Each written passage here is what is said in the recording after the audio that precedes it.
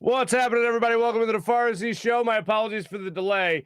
For whatever reason, my computer files weren't transferring over to our stream, so I don't know why that was a problem, but that's on me, 100%. Not kidding when I say this. I need to do a better job of putting my audio files and visual files for those fine people watching the show on YouTube and our other social media platforms. I need to do a better job of putting them in a better position to be transferred over to our stream. I take full responsibility. Time's yours. Happy Monday, everybody. Hope you had a wonderful weekend of watching the Phillies at least smash for 2 games with this incredible lineup that's been assembled. Hope you enjoyed Joel Embiid officially becoming the scoring title winner, the scoring champion of the NBA. Parade on Broad Street. And I hope you really enjoyed the condescending Doc Rivers. I have figured out that he is actually a doctor. He is in no way, shape, or form a medical doctor, but he has his doctorate in condescension.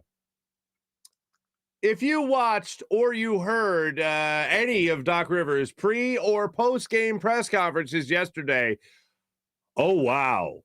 There's a record that was set in condescending things said to the media, and that's difficult to do because we did have Andy Reid in this city that every once in a while was sneaking a little condescension. We did have Chip Kelly in this city, and his press conference were basically just the word "so" at the end of everything, a lot of thumb tapping on the podium, and a lot of condescension. So, Doc Rivers, buckle up. We've been down this road before, and we're going to deal with you as we should deal with you. We'll also get into, like I said, the Phillies and what they got going on. Pat Gallen will join us from CBS 3. Interesting thing with Pat last night. So I've known Pat for, 10 years or so. And I texted him to come on the show, and I was thinking I need to get that Pat on while he was following Villanova around and get some Villanova conversation going. I'm like, Pat's a baseball guy. He used to host Phillies Nation. Remember that show on NBC? Well, hold on. The Comcast Network it was on. I know because my old show, the 700 level show, would either lead into that show or he would lead into my show, whatever it was. So I know Pat a while, and I was like, hey, man, let's come on the show. Let's talk some baseball. He was like, sure, you want to come on my show? You want to come on my show for tonight as well? So we literally did a boom, boom is what we did. He really came on we did tape the interview last night during the Sixers game. I taped an interview for his show right after that for his show, still during the Sixers game.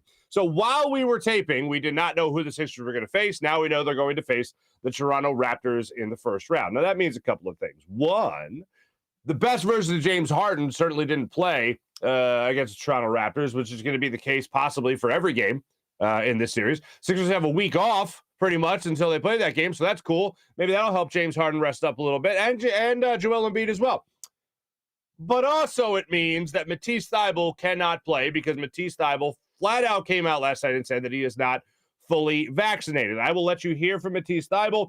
Rather you hear it straight from the horse's mouth as me try to paraphrase what he had to say. So I have a substantial clip here of Matisse Thybulle that I want you to hear. It's extremely unfortunate, the situation that the Sixers are in. I do not understand Matisse Thybulle's standpoint after he had already gotten the first vaccination shot and he did not get the second. I will let him explain it to you, the 76ers fan, in a minute. But first, let me start on a positive note. I just want to start on a happy note. I am thrilled with the way the Phillies started their season. Absolutely thrilled. They scored one run yesterday, and it was on Gene Segura's home run. In total, in their opening weekend, they hit over 2,000 feet worth of home runs between Nick Castellanos, Kyle Schwarber, Rhys Hoskins. These guys were going yard over the weekend. I am very pleased with what I have seen so far from the Phillies lineup. They've done a lot. Alec Boehm was playing well over the weekend. He got a couple of hits for you. That was great to see. Hell, I want there to be competition between shortstop and third base because here's the thing. Boehm could end up playing third base. Bryce and Stock could end up playing shortstop. If Didi Gregorius struggles, you could have a very young left side of the infield, which I am not opposed to. By all means, tee off, young fellas. It would be about time after they have struggled so many times to bring along prospects. It would be amazing if you walked out of this season with at the very least 2 of them. That would blow our minds. Mickey Moniak comes back. He starts mashing in center field, hopefully. Imagine that. Oh, when are they going to get it? Utley, Rollins, and Howard. And then all of a sudden, boom, they're here. That's high praise. That's a high bar. I don't want to set it quite that high, but I'm just saying, imagine if that was the case for just a second. The Phillies can't develop any prospect. Oh, and Ranger Suarez ends up working out. We'll find out today when he starts against the Mets. Imagine that world for a second, where all of a sudden the Phillies have almost too many young players. Like, let's bask in that for a minute. I loved what I saw. Kyle Schwarber, I thought, took great at bats. He took some great hacks. Yesterday, I felt like they were pressing a little bit at the plate. I felt like they couldn't trust the strike zone a lot. I know Mike Schmidt said after the game that he didn't think that was a big effect on the Phillies lineup. Certainly looked like it, especially the last time that Kyle Schwarber struck out and he went back to the dugout. And he just had a lot of words for just about anybody who would listen, including those who wouldn't listen, including the home plate umpire. So for me, I thought that was a pressing situation. Is it why the Phillies lost? Absolutely not. It's not why the Phillies lost. Well, there's some unfair or inconsistent calls at the plate, at the dish. There absolutely were. But still, nonetheless, when you have a lineup like this, you should be able to come up with some runs. And Gene Segura was the only one that was able to get the Phillies a run. And that came in the ninth inning when he hit another solo home run. But overall, there was concerns in the field with Bryce's style a little bit. But his opening day was the best opening day. Let me clarify for the people on Twitter. Was the best opening day of Phillies prospect, opening day and debut by a Phillies prospect, or by a Philly, I should say. Major League debut and opening day since 1970. So, yeah, there's a lot of room and a lot of reason to be excited about what the Phillies got going on. The Mets are going to come into town. They're not going to be feeling, they're going to be on edge. Let's just say that, considering they just had a series where they were throwing at each other's faces for some stupid reason. So they come into town to take on the Phillies, and it's the first taste of Phillies Mets for the season. Could not be more excited and happy about that.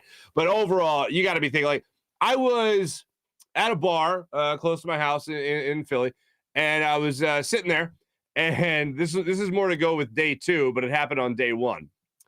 I'm sitting there, and it starts to fill up a little bit.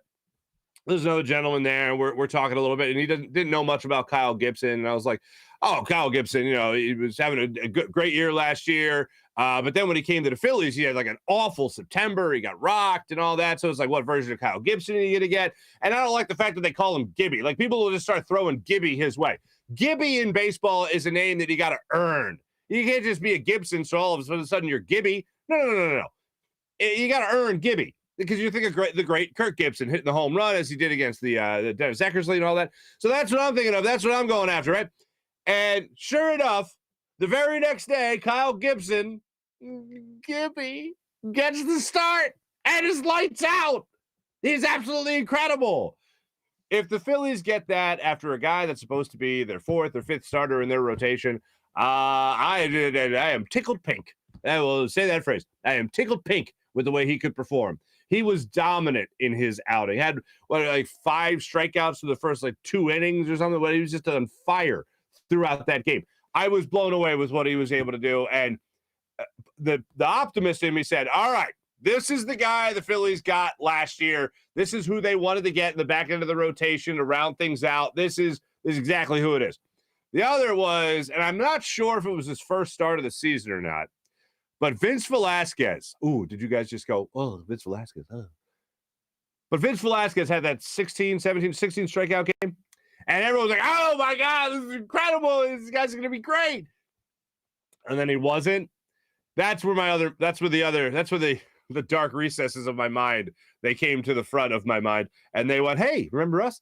Evil thoughts, awful thoughts? That's what happened. That's what went through my brain at the end of Kyle Gibson's start. He was great throughout. I loved every second of it. Good for him. Happy for him. Hope he keeps it going. And you know what? Here's what I think. You're going to get a much better pitcher than the guy that had a 4 ERA, an ERA north of 4 in September last year for the Phillies. So let's go ahead and just say, yeah, all right, let's get that version of that guy. We're going to have that for the season, and we'll be good to go. That's what I'm hoping for. Like I said, Phillies Mets get underway today, so they're right back at it, just like that. Let's talk about our friend Doc Rivers. On Friday, I had a little rant that ended up getting more views on our YouTube than our subscriptions, which is always nice to see. That resonated with some people, that hit home with some people. Great. if I could cut and paste that from Friday to today, I would. But it would be outdated already because of what Doc Rivers had to tell the media yesterday, both before the Sixers won to wind down their season, to end their season, and after they won that game. I can't believe the things I heard yesterday from Doc Rivers. Just flat out unnecessary, uncalled for, and just kind of like, this guy's kind of done here. And I don't mean that in like I'm firing him, like I'm Daryl Morey or anything like that. I just think he is speaking like a guy who knows this is it. And I have said before that the Sixers bringing him back hinges on whether or not they can make it to a conference final. I certainly don't think that's happening this year. And I think it would actually have to be winning a championship for Doc Rivers to actually come back to Philadelphia next year. The Lakers have already moved on from Frank Vogel. That report is out there. That's being discussed. And now Doc Rivers is being tied to the Lakers, as has been the case for at least a week now. So I think the writing is on the wall right now as to where Doc Rivers is going to be. But bottom line, it's not going to be here in Philadelphia.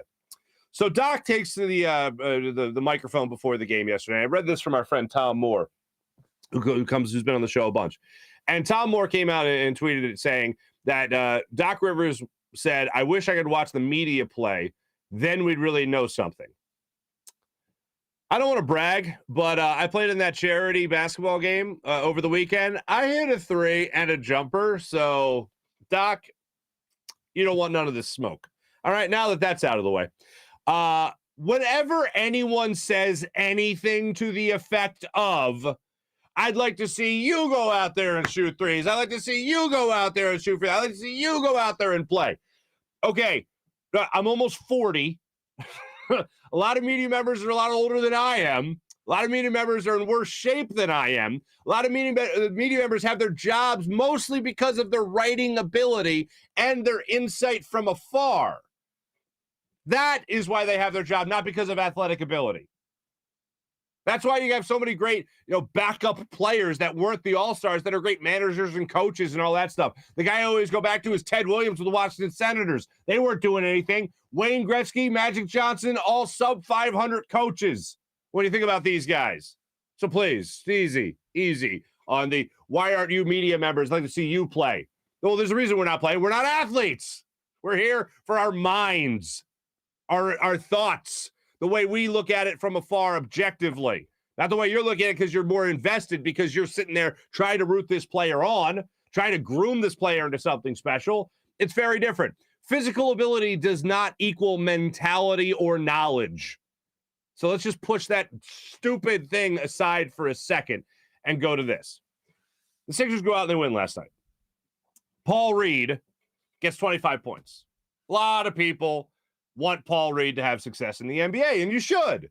Why not? G League MVP, got them to a G League championship, easy guy to root for, put in the work, the whole thing. Why wouldn't you want him to have success? Doc Rivers feels like he is still not worth the minutes that you would have against a bigger big, okay? He feels like he's more worth the minutes against a smaller lineup, and I think there's a lot to be said for that. I think he's absolutely right.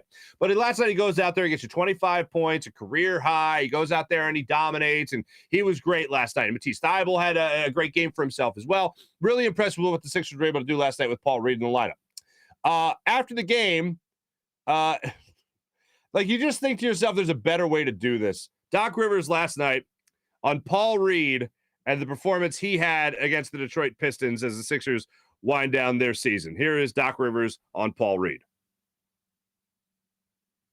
Doc, given the way that Paul has played the last couple games, do you see yourself maybe winning? We're not going to go on the Paul Reed victory tour, so don't start. We're trying to win a world championship, man. But to that point, Doc, just seeing him have a couple good games under his belt, that's important. That's huge for us. But having said that, I got a feeling Joel will be playing more. Unless y'all want us to sit him. So I don't get caught up in all that stuff. We're going for a record today. So first off, hey, NBA writers, I want you guys to play so we can find out something. We're going to find out that they're better suited as writers. Okay. All right. We're not going on a Paul Reed victory tour when the guy just had 25 points in 21 minutes. All right. And he did that coming off the bench, by the way, in this game. And then he says, we're probably going to have Joel play more minutes. Something tells me that, unless you guys want me to bench Joel. Wow.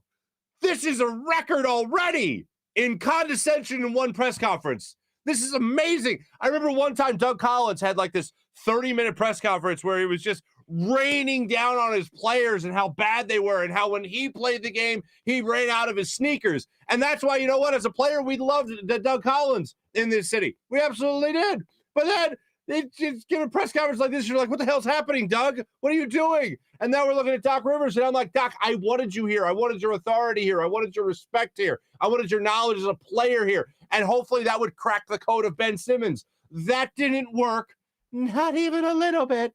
And now this is where we are on the heels of a first-round playoff exit, because also Matisse Thybulle can't play into at least once these games. So that's great.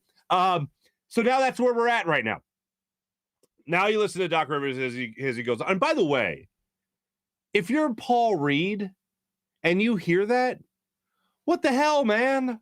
I just had the greatest game of my life.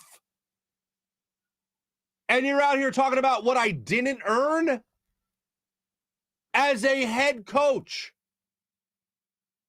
as a former player. Is that what you want to hear from your coach? There's a much better way to answer that question. And it's a very easy way to answer that question than try to be condescending, short, flat out rude to the media person asking that question. You know what the answer to that question is? Paul gave us a lot to think about. Hell of a player. Oh, but no, I'm Doc Rivers. Let me grandstand for a second here. And here's the best part. Oh, we're just getting warmed up. Here's how Doc Rivers answered this question regarding a follow-up about Paul Reed and what he's been able to bring to the table for the 76ers. Here's Doc Rivers, a little bit more condescension for you when it comes to the minutes Paul Reed will or will not see in the playoffs. Paul, a little bit more earlier in the season to evaluate. Let me clarify this one more time for everybody who struggles with this. When there's a small lineup, I'm going to say it slow so we can all pick it up. We'll play smaller with Paul. When there's a big five, you play bigger with DJ. Do we all have that now? Up until the last 3 games, though, that hasn't been the case. I'm asking, would it be beneficial up until to the play last him more? 3 games, look at who we've been playing. Just look at it. They've had big fives in. Okay, so against big fives, because of fouling, we like DJ. Do you understand that? We have a whole coaching staff who, I'm just going to guess, knows a little bit more. And they watch every game. They watch every practice. We believe against big five, DJ is good for us. We believe against smalls, Paul. Could we play Paul with a big five? Yeah, you could. You may get in foul trouble early in a playoff game, which could swing a game. I've been around a long time. Yeah, I mean, how else do you amass so many blown 3-1 series lead if you're not around a long time and you're not that good at your job anyway? I mean, really, when you think about it, the speak slower thing, people, I like to think of myself as a pretty happy-go-lucky guy. But if that was a one-on-one, I'd be like, I'm sorry, who the hell are you again? Like, look, as I always tell you when we question coaches, if you're looking to hire a football coach, you should, and it's down to me or Nick Sirianni, hire Nick Sirianni. Okay, first off, how you got only those 2 options, I don't know. But if you're going to hire Doc Rivers or me for your basketball coach, hire Doc Rivers. He will most likely be a better basketball coach than I am. When people ask you questions, it does not mean they are coming from a place of, I know more than you. It's coming from a place of, why? That's it. It's literally the job of the media to ask these questions. They are fans in the stands of the Wells Fargo Center going, well, why isn't Paul Reed in more? That's why they're asking the question, because people want to know the answer to that question. They're not saying, well, I know more than this guy, so let me just question him. No, it's a matter of finding your reasoning and logic behind why you're doing what you're doing. Doc Rivers has been around a long time. You should know that. It's not that a media member is going to say, oh, well, this guy's an idiot, puts down his iPad, and then goes up to him, I'm going to coach things now, Doc. You're done. See you later. Like, that's not what people are hunting to do. Are they hunting for justification? Absolutely. And you know what? Tell me I'm wrong. You're not going to be condescending about it. You're not going to be rude about it. You're going out there being asked a question because that's part of your job, too, as an NBA head coach. Doc, you've been around a long time. You should know this. So for me, when I hear Doc mention this stuff, talk about this stuff, act the way he's been acting over the last couple of weeks, I'm like, this guy knows he's done. He knows he's done here in Philadelphia. I think he's going to get another head coaching job. I think he's going to go out there and end up coaching the Lakers, which good. All power to you. I wish you all the luck in the world. I got a lot of respect still for Doc Rivers, the person, but the way he's been handled in the last 3 weeks of this season, between talking about Joel Embiid being tired in a game, between James Harden being the problem, not the bench being the problem, not allowing a guy like Paul Reed, of all people, to celebrate one thing. Oh, we're not going to go on Paul Reed, a victory tour. Where's give me a little bit of the political answer there. Yeah, Paul's given us a lot to think about. Played great today. Instead, let me grandstand at the media. What about matchups there? Oh, I'm going to say this slow for everyone. I remember at Temple University, or my school, I can distinctly remember one of my media professors saying, never get in an argument in a press conference. A press conference is not your forum. A press conference is for you to ask questions, no dialogue. Like, don't go back and forth. If a coach wants to challenge you, just think of everything as rhetorical. Last night would have been the example to say to hell with that. Doc, you want to be condescending? Really? That's what we want to do here? Like, that to me, when you act like somebody else is the biggest idiot on the planet, that puts the quarter in the angry machine for me, man. And that, especially when you start acting like a bully to other people that you have power over as the head coach. You can get away from it. You get away with it because you're the head coach. And when I hear him talking like that to people, it makes my blood run with rage. Oh, and the fact that the Sixers probably aren't going to be that good a team in the playoffs anyway. That also adds on to it, and it's very upsetting. So let's just say that there. I've said it. I'll say it again. I'm done with Doc. I've been done with him for a month now. I would rather the Sixers and Doc Rivers part ways now before the playoffs. Just see if that would spark anything. Because I don't think these players want to play for him, and I don't think he wants to play for these players anymore. So why don't we just all move on and become better people? It's not like you don't have Sam Cassell right there, Dan Burke right there, Dave Yeager right there. Get on out there, fellas. Like, why not? You know what's been happening throughout the season. Oh, you can't do that. That'll be insane. That'll be insanity. What's more insane? Continuing with somebody that neither party wants to play for, he doesn't want to coach them, they don't want to play for him, or actually just pushing the reset button real quick, because you're not making that far in the playoffs anyway, especially with the hands that has been dealt with them right now. The hand that had been dealt to them right now. And that hand is that Matisse Thybulle won't be playing in the 2 games in Toronto. Sixers a 4 seed, Raptors a 5 seed. They get underway on Saturday at the Wells Fargo Center. So when we look at all this, Matisse Thybulle worked his way into the starting lineup this year, which is great. It's fantastic. I'm very happy to see that. And I had been calling for that. He needed to be in the starting lineup. All around, he was a better basketball player than Danny Green, is a better basketball player than Danny Green. Danny Green has started to find his shot a little bit as of late, which is great to see, because that is the one thing Danny Green absolutely does better than Matisse Thybulle, is hit the three. And that was the one argument people had. Oh, James Harden and the spacing and the kickouts, you're going to get a lot of opportunities for a better three-point shooter to get shots. And that's why Danny Green is out there. He's also good at entry passes to as we talked about with our friend Paul Hudrick. He's also good at entry passes to Joel Embiid, and you need people that can give those entry passes, which is great. Right now, he will be your starter. That's the way it's going to be, both home and obviously away, with Matisse Thybulle not being available to the 76ers. Rather than me paraphrase Matisse Thybulle's opening comments. Here are Matisse Thybulle's opening comments to the 76ers assembled media last night after the game. Yeah, I'm not fully vaccinated. Yeah, this was a decision I made a long time ago. I thought a lot about what I'd say here.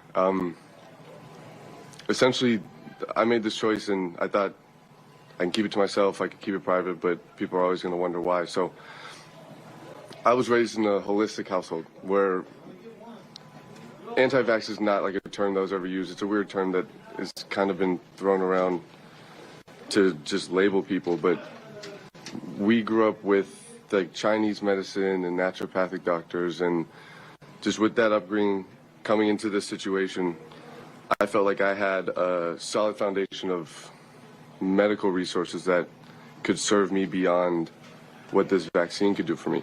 And as things escalated and as this situation has played out, I've obviously had to reconsider and look at it differently. And to that point, it got to a point last year during the playoffs, where I did actually consider getting vaccinated and went through with getting the first shot, the first dose, because at that point I was under the impression that getting vaccinated would mean that I could not get the disease and transmit it to other people. And I felt like if I'm going to be a part of society in the position I'm in, I need to do what's right for the greater good. That argument of the greater good held a lot of weight for me. And as things progress, as this virus has changed many different ways, it just showed through the science that wasn't the case anymore, that even while being vaccinated, you could still spread the disease. So for me, in my reasoning, it felt like getting vaccinated was not something that I needed to do to protect other people, and was something that I would have to do to then protect myself.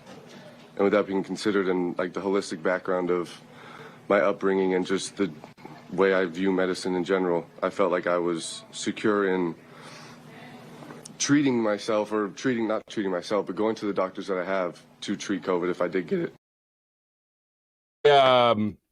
When I saw, because I saw the quotes before I read the quotes before I saw him say it, and when I saw the holistic background and all that, I thought, okay, well, he's raised a certain way. That was his upbringing and the whole thing that he put out there, and I got a lot of respect for that. I know people that believe that, and I believe, we live in a free country. People are, free to practice what they want to practice, whether it's religious, whether it's the medical, whatever it might be.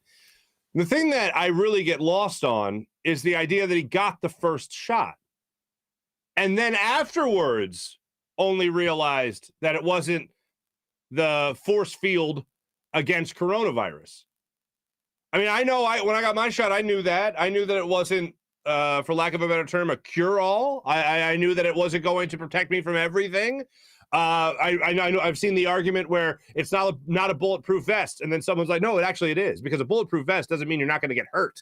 It just means you're not going to get shot, like through your skin, basically. Like, it's a decent enough comparison or analogy. But I don't understand, if that's your upbringing, if that's your background, why you would get the first shot, and also show that you didn't do the proper research beforehand and still got that first shot, then decided that's enough for me. That's the part that I'm confused on. If you're willing to take that step and supposedly do some research and understand what you were doing, what you were getting yourself into, apparently he did not do that, and he still got the first shot, then only afterwards said, no, I'm good, I'm done. It's a very interesting situation to be in. It's an extremely, from a basketball perspective, very unfortunate basketball situation for the Sixers to be in right now. Now that they're not going to have one of their starters, a defensive player of the year candidate, in their starting lineup against the Toronto Raptors, who, by the way, just lit the Sixers up from the perimeter. And that was another just asinine thing Doc said after the game about how Matisse Thybulle had nothing to do with that loss. I'm not going to say that Matisse Thybulle was a difference maker by any means. Like, if he would have played, they would have lost. But I think your best perimeter defender, or one of the best perimeter defenders in the league, as I said Friday, would have maybe given you a little bit more of a fighting chance against their perimeter shooting. Just maybe. Just throwing it out there.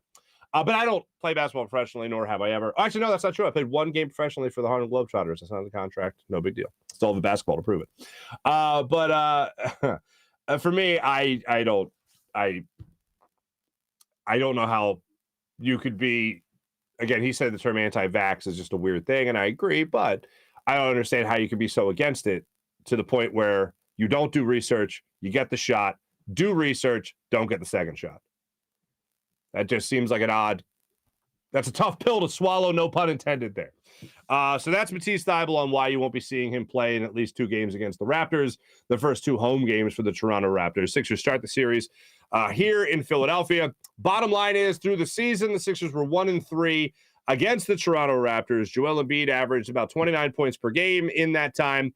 Tyrese Maxey, who, by the way, had himself a nice little game last night as well. Tyrese Maxey averaged just under 20 points per game in the 4 games against the Raptors this season. So that's great to see. Also, I want to mention that Shake Milton had a 30-point game for the Sixers last night. For me, any bit of confidence that you can get from Shake Milton going into the playoffs, anybody on this bench, really, I'm all for it. So that's what I got for you last night. And yeah, Maxey had 25 points for you last night.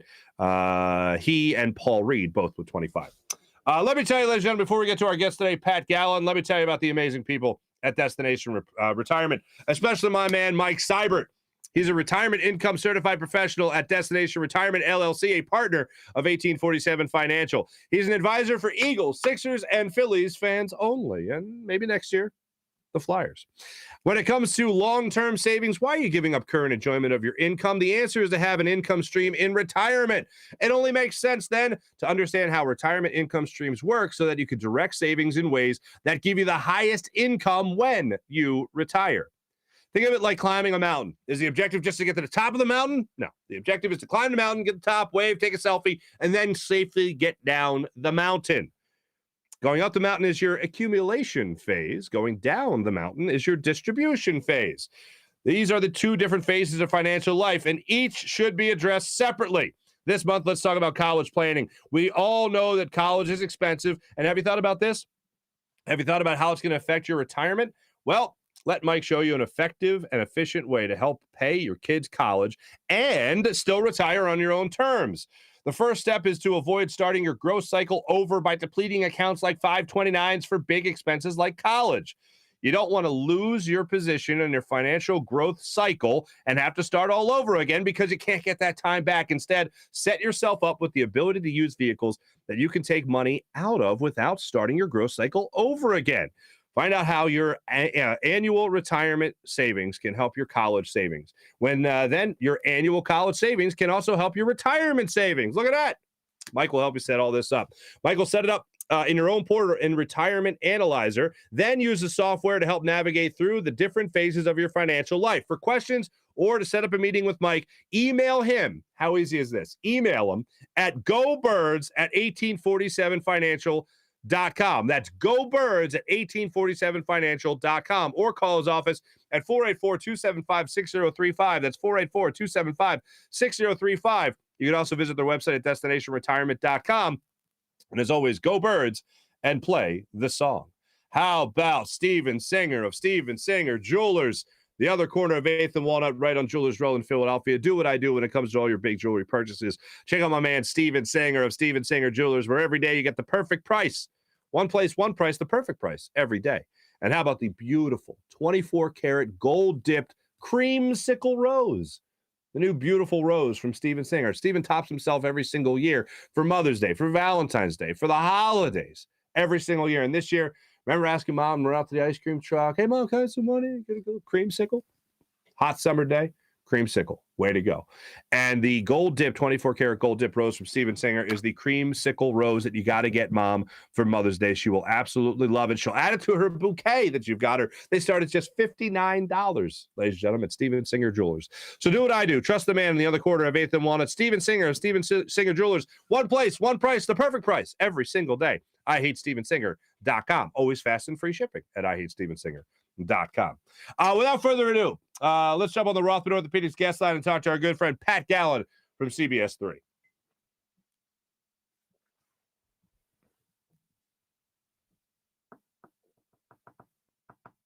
Pretty us right now on the Rothman Orthopedics guest line. My good friend from CBS3, Mr. Pat Gallen, joins us. What's up, Pat?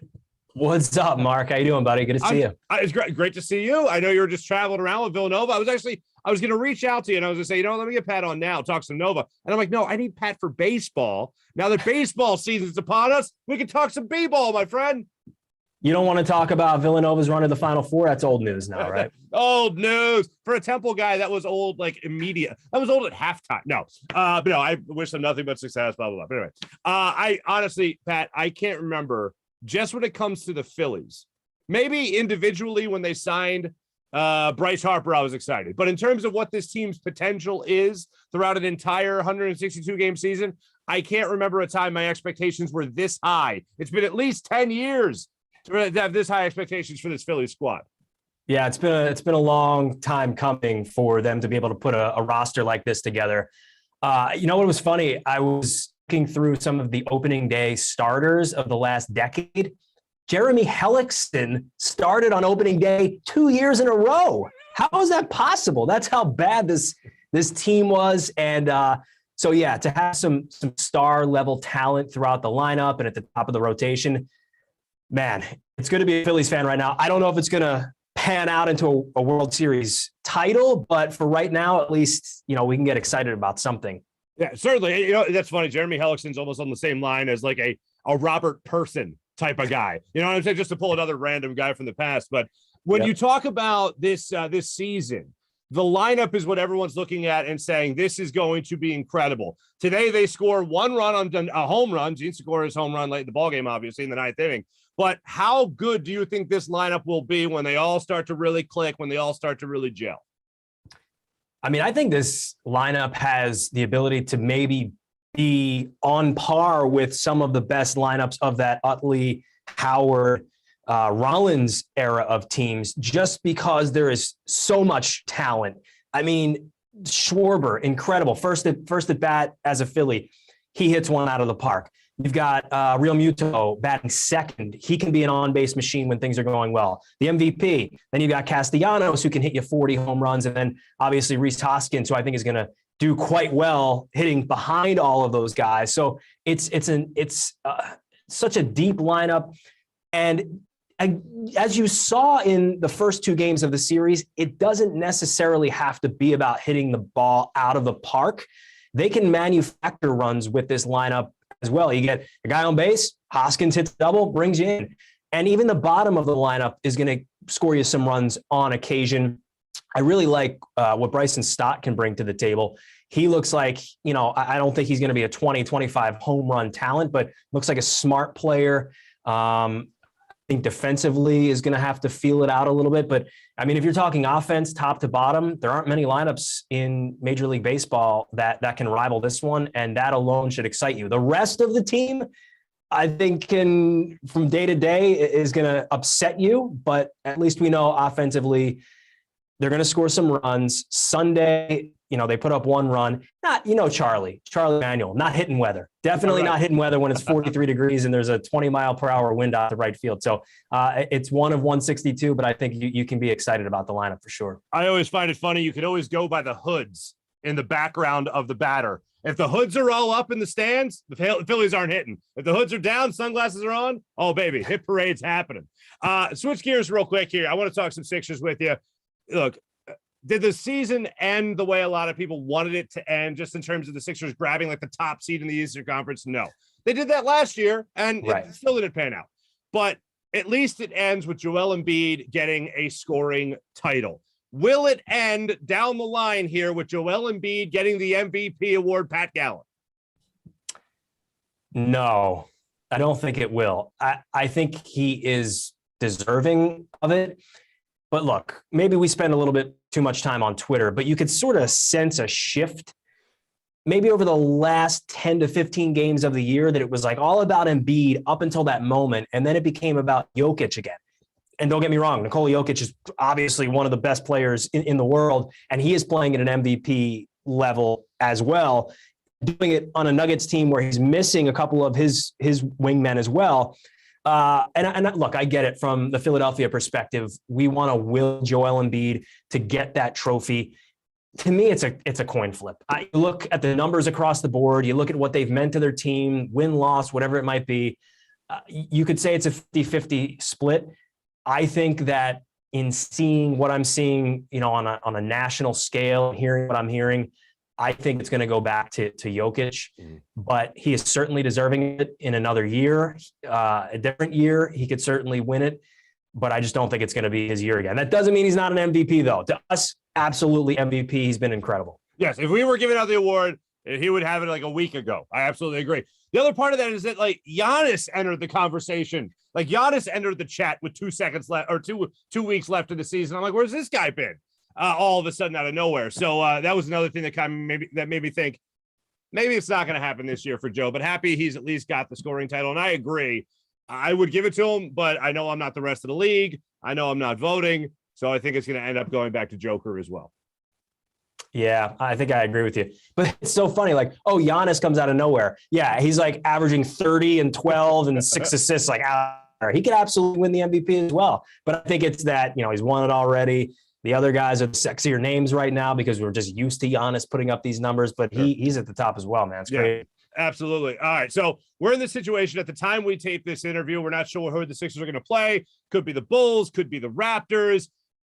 Pick your poison when it comes to those two. I think the Sixers have way too much internal problems to look at anybody else. But right now, if you had to pick your poison, who would you pick going into the playoffs? Yeah, I think I'd want to see them play Chicago. Obviously, they just have had more success against the Bulls, and we know how they deal with the Raptors and how it's been in the playoffs in years past. Won't go down that road right now, but yeah, I think I'd rather see the Bulls. Though I don't think that would be a cakewalk either. You get DeMar DeRozan in a short series. That guy just seems to put up 40 or 50 against the Sixers like every time he steps on the court. So he's a little bit, but the Bulls. Defensively, I just don't think they can match up well with the Sixers. So I'd like to see them go with Chicago. But we're taping it right now. The Sixers are up 11 on the Pistons with 4 minutes left in the second. So at this moment, it looks like they're going to play, the Raptors. Although what happens with the Celtics, who knows?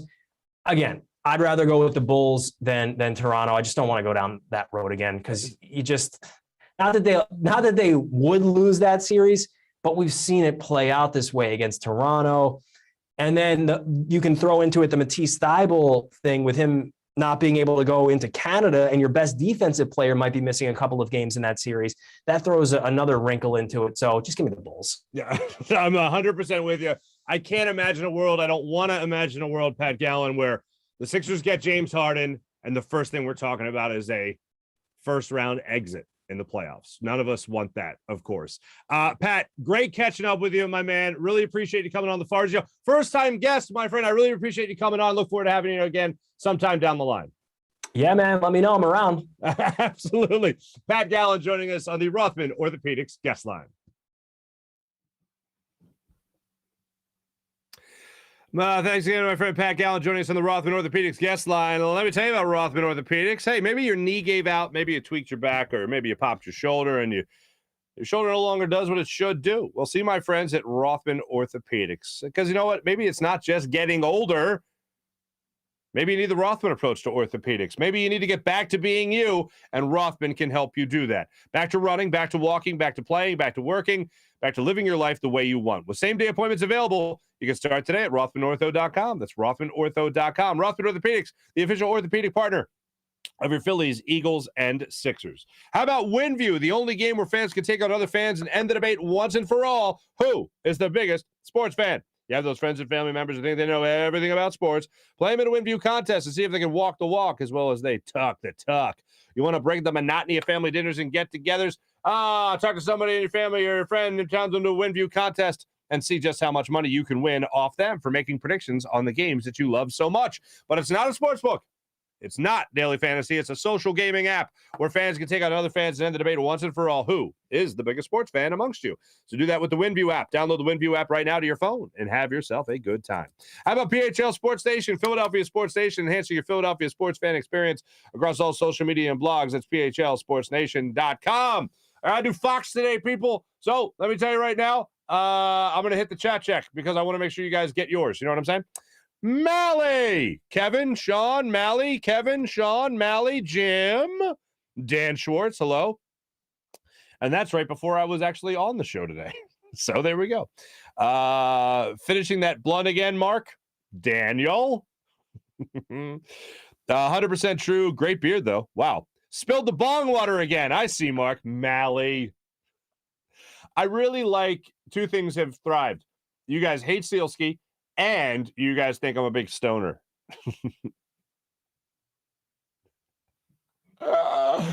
Dan, I knew that was going to get attention. The second I said boom, boom, I know that was going to get attention in the chat. Fuji, what's going on, man? April, what's up, April? My holy king, Philly in trouble. Philly is in trouble, unfortunately. Jim, my early prediction is the Sixers do not beat the Raptors. And that hurts to say. Like, this team is just in turmoil. Awful turmoil. And I think about this. Oh, man, I talk about dark recesses in my mind. What if I told you that the Sixers were one of the worst teams in the NBA on purpose for 3 years, parts of 4? What if I told you the GM that did that was not permitted to see through his own process? What if I told you they got 2 first overall picks in that process?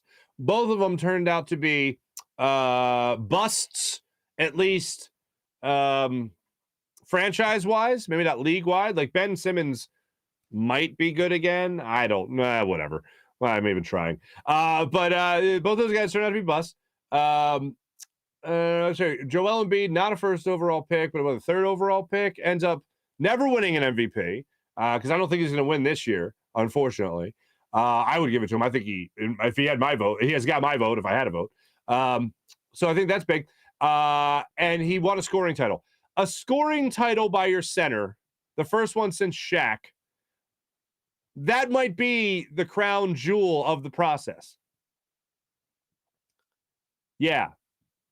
The fact that you did all this to make it to the second round of the playoffs a couple times and get a scoring leader. Cool. And also, like in the dark recess, like, let's see. Okay. Ben Simmons, Markelle Fultz, Simmons passes a Thybulle, Hickey fired, and then Matisse Thybulle, a starter, can't play in the playoffs because of the vaccination. You know, if there are basketball gods, they have smited us for losing on purpose to the extent that the Sixers did. People go, Sixers were the first team to tank. They were the first team to tank for like 3.5 years straight. Everyone else did it for like a year or two. Oh, the Golden State Warriors did a great job with theirs. They were a little different. They were never like rock bottom in the NBA. Duck is angry. Yeah, you're very true. There, Jim Grassmeter. Julian, what's going on? April, crazy how disrespectful he is. Try that out in the street. You're going to get hit in the mouth. Damn right, April.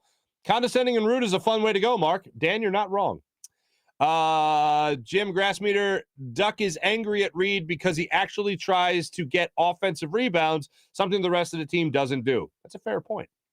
Paul Reed sleeps with Duck. Not going any further with that, Mally, but thank you. Sean Gillespie, what's up, buddy? Duck Rivers' only championship was loaded with Boston. Yep, they're loaded with the Boston roster.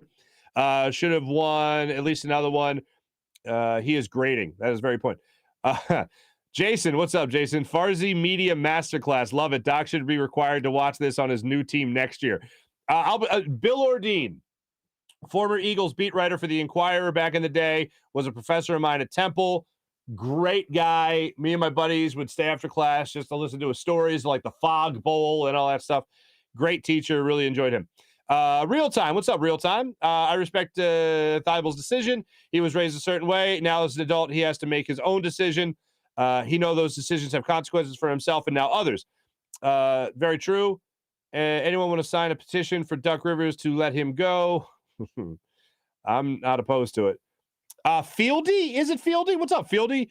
What's worse is we have 2 first overall flops in our face. Yes, exactly.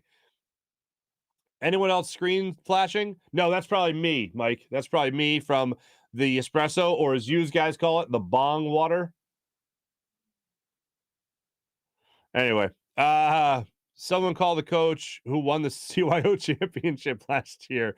They would be 100% better alternative than Duck Rivers. Literally anyone but Duck. I like that Duck has officially become his name. Was that John Cheeseborough? Good work, buddy. What's up, John? PJ, we're mild inconveniences for Duck. Real time, living the dream. Cheese out for this is great.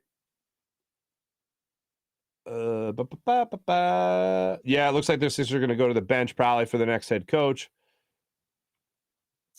My holy king, too much confusion on the Sixers to win anything. Like, this team is just first couple of games after the Harden deal, you're like, this is awesome. And now you're like, wow, the coach hates the team hates the coach. This is amazing. Coach hates the media. Harden is already falling apart in short term. That's what it certainly feels like. Sean Gillespie, trust the process. Biggest load of crap ever. Certainly feels like that. Well, we got Embiid. Yeah, the point was to win championships. Yeah, we went through that pretty quick. Thanks to everybody in the chat. You guys are awesome. Appreciate you guys. Fantastic stuff. Morning Rush, brought to you by Sky Motorcars, SkyMotorcars.com.